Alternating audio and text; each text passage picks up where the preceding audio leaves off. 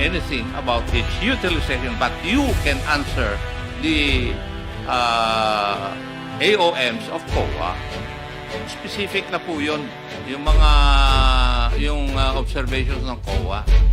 Now, kaya I cannot believe that you do not know anything about its disbursement Your or Honor. its liquidation. Kasi nandito ang nakalagay dito, if I may read, we respond to its finding in the AOM in seriatim.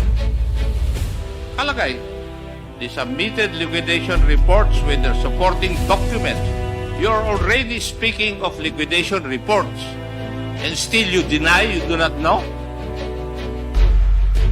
Your Honor, Mapikon ako iha respectfully, Your Honor, I am not, I wouldn't want that, Your Honor.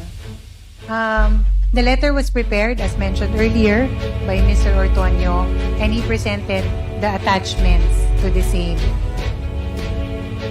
As a matter of course, Your Honor, I took a look at it, looked at the attachments, and then saw it correct in form. And because all external communications have to be signed by the highest official in the Office of the Vice President, I signed off. It was a matter of course, Your Honor, on my end. In the same manner... So, when you say matter of course, Madam, you said it's ministerial on your part? Your Honor, if I may, Mr. Chair, even in the regular audit, when we have AOMs, these are... Ma'am, you have to be reminded that you are under oath. Yes, I know that. Your Honor, even for the matter of regular audit, these items are prepared by the finance cluster.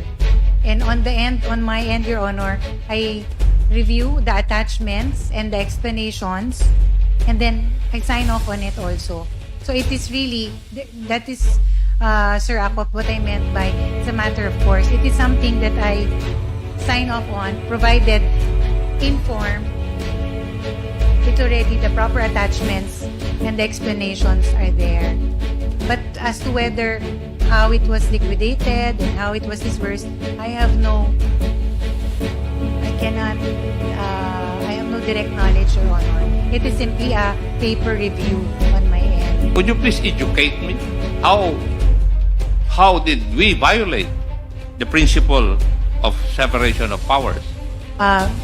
For the record, it says, the principle of separation of powers is violated when one branch of government unduly encroaches in the domain of another.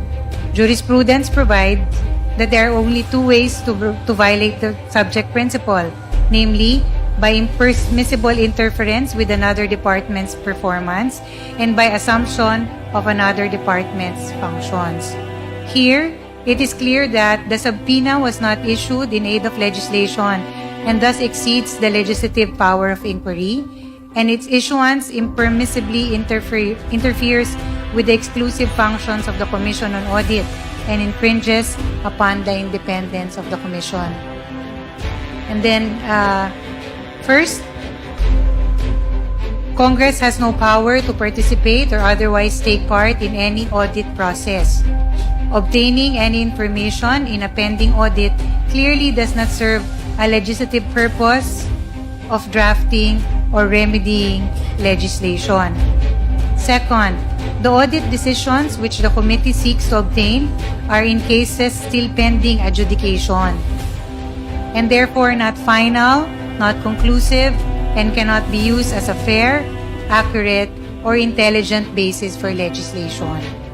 Third, COA has already published its annual audit reports for fiscal year 2022 and 2023, which are specifically intended to aid the executive and legislative departments in crafting responsive laws and regulations. Fourth, the only purpose mentioned is to expose to the public the use of confidential funds by the offices headed by the Vice President and purportedly whether such use follow the guidelines.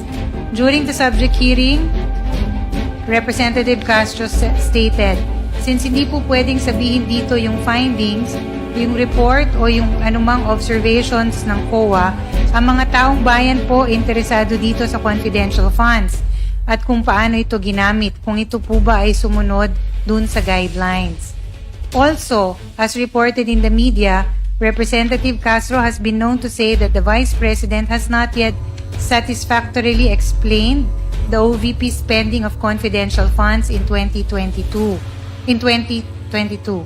She added that the VP still has yet to account how she spent the said funds in 2023 and that she is not off the hook yet. End of quote. This is not related to any legislative purpose. There is no congressional power to expose for the sake of exposure.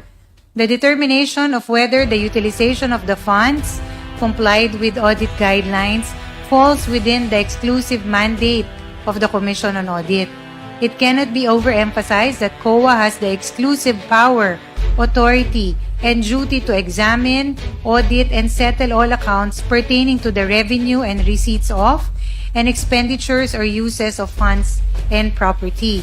Constitutional framers envision the COA as a dynamic, effective, efficient, and independent watchdog of the government, and for this reason conferred upon it broad and extensive powers, allowing a committee of the House of Representatives to subpoena audit decisions pertaining to an ongoing audit will only hamper the COA's performance of its duties. On the other hand, the determination as to the legality of confidential funds solely falls within the exclusive mandate of the judiciary.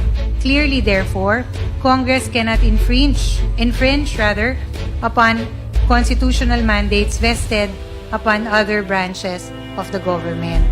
Kaya, please answer my question. Where did we violate the separation of powers by conducting this legislative inquiry? Your Honor, Explain to me. yes. There is currently an ongoing audit in the Office of the Vice President as regards the confidential funds. The power to conduct audit or investigate belongs to the Commission on Audit. No argument about that. Yes.